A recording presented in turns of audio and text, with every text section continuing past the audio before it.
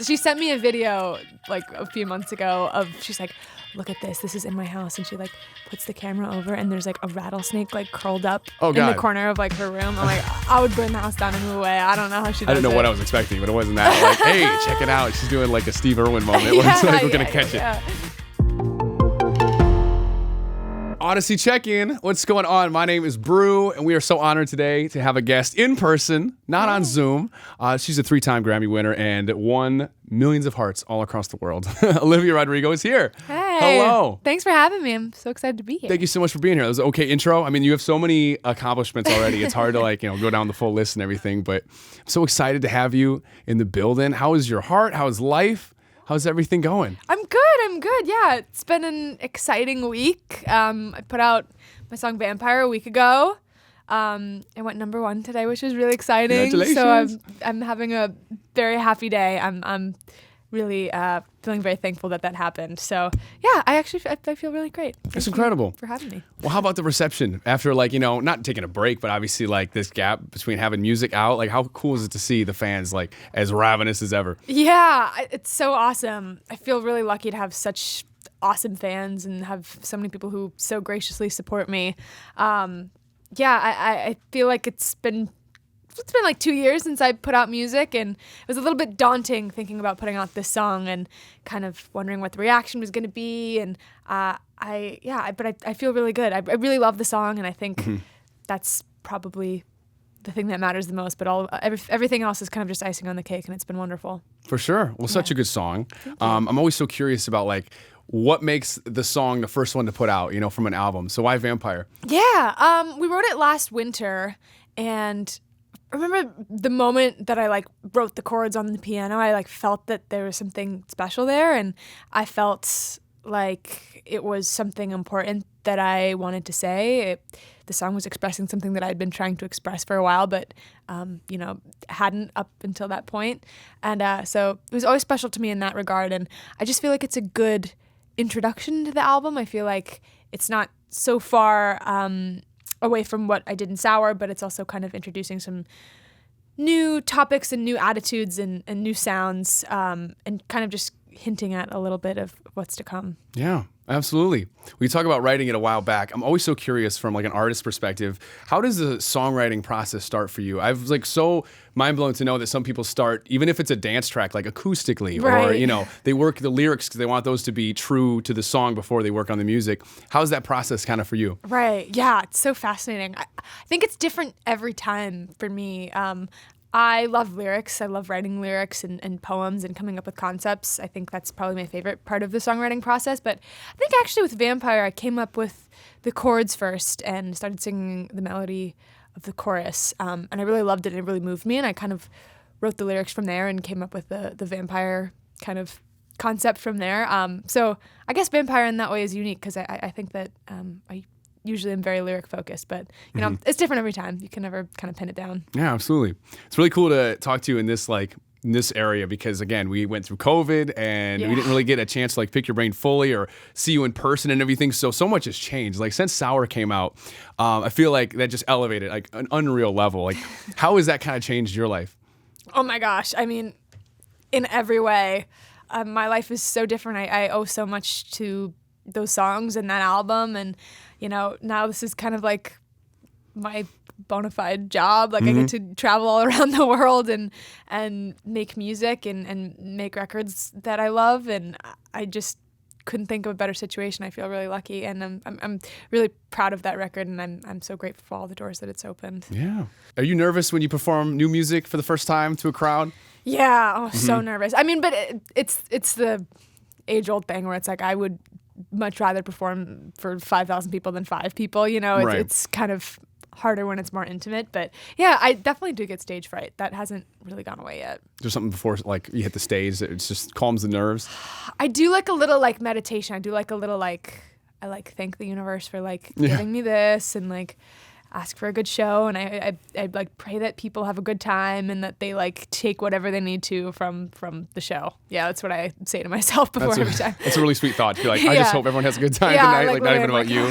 We're waiting on Guts later this year. So excited to hear the rest of what you put into this album. How'd you kind of end on that title for it? What was that moment?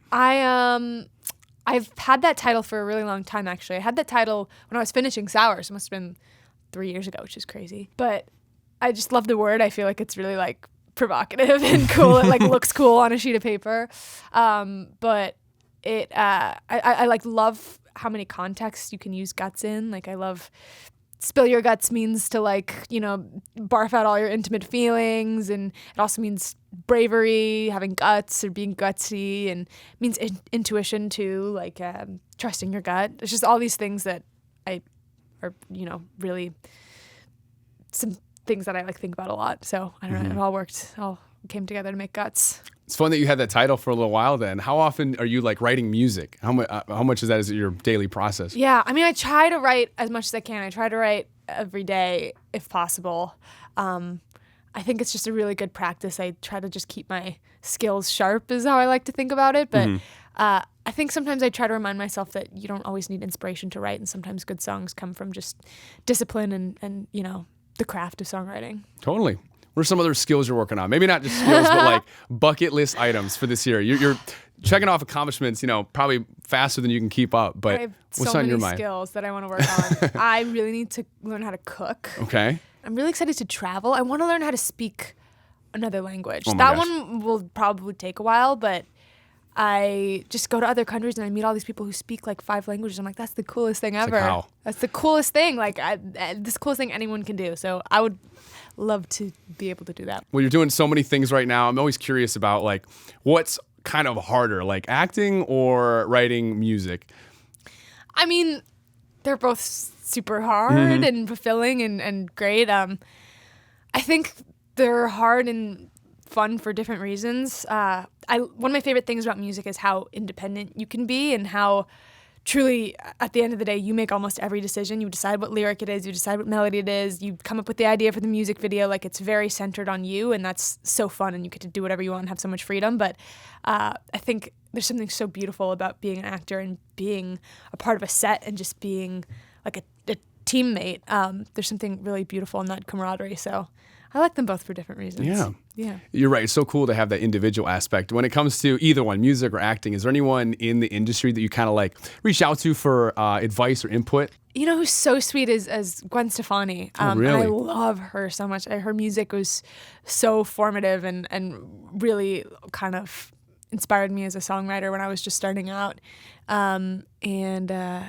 Yeah, we had a talk at the Met Gala, which is such a crazy thing. I was like, I'm talking to Gwen Stefani at the Met Gala. Like, oh my God, what is my life? But she was so wonderful and really supportive and sweet. So talented in so many different things. And she's living on a ranch with Blake Shelton. Yeah, Just, you know what I like, mean? that's Like, a dream. what a life. Yeah, she's so cool. She's out there churning butter. Like, she's doing everything. Yeah. She sent me a video like a few months ago of, she's like, look at this. This is in my house. And she like puts the camera over and there's like a rattlesnake like curled up in the corner of like her room. I'm like, I would burn the house down and move away. I don't know how she does it. I didn't know what I was expecting, but it wasn't that. Like, hey, check it out. She's doing like a Steve Irwin moment where it's like, we're going to catch it. Is there any creative outlet that that you do that maybe we don't know about? Like a little side passion? I always try. I feel like so many artists that I look up to like do many forms of art. I got into a little bit of a collaging kick. Ooh. Like a few months ago. I need to get back into it, but that was really fun. I just bought a bunch of old magazines and it's kind of like meditative. Just doing some like serial killer words. No, I'm kidding. Ransom note, but no, that's pretty fun. I think I saw something the other day where it was like, I don't know who it was. Are you a big fan of Bruce Springsteen? Oh, yeah. Yeah. I was going to ask who you fangirl over at the Met Gala, anything like that. Is there someone that you're like, oh my gosh? I think I would fangirl if I met Paul McCartney. Oh yeah. I don't know. That's I don't just even know the what one you that say to him. No, you know? I have no idea. I would just shake his hand Sir. in silence and just be like, bow down. Yeah. Yeah. Well, being a child actor and like taking on really extremely, expressive roles growing up, do you think that helped with, I don't know, the vulnerability in your songwriting? Completely. I think it helped with singing too a lot. Like I think sometimes to get a good vocal performance, like I think I have to like tap into that Wow. old acting skill.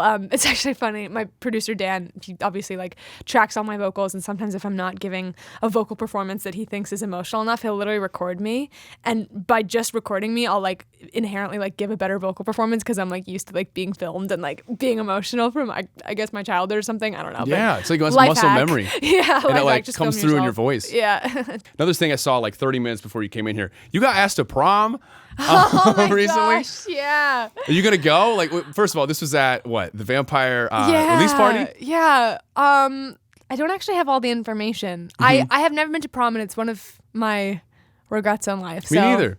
Really? Yeah, it's just one of those things. I don't know. It you go wasn't to in high the school? cards. Yeah, I went to high school. Okay. I was a radio star at age 15. No. Yeah, I went. It was just one of those things. I was too shy. I didn't like ask anybody, and kind of pass on it. But you regret it a little bit. And of course, you're obviously like one of the things you can't do. But if it like made sense, would you go? Try to do it? I mean, sure. I would love to experience prom. You should do it too. Let's try it. Let's set it up. We need to set up like a like I don't know, like a big one. It's like for a everyone that 20-something didn't LA come. prom. Yeah, absolutely. Olivia Rodrigo, thank you for being here, and thank you for doing this Audacy check-in with us. Oh my gosh, thank you for having me. It was such a pleasure. Absolutely.